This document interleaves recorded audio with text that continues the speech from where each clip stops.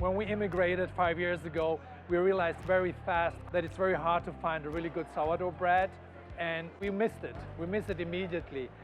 So as we also baked some own bread, because it's kind of time intense to make the bread, my wife starts to pre-pack all the bread ingredients. And a couple of friends who tried the bread, they said, you have to make business out of it. So what begins as a hobby turned into the business. All our bread is without any sugar, without any artificial flavors. So you really bake the bread like it was made 100 years ago. We are the only one here in the United States who have a sourdough culture in the mix. So that means you don't have to feed your sourdough. You just have to add everything in a bowl.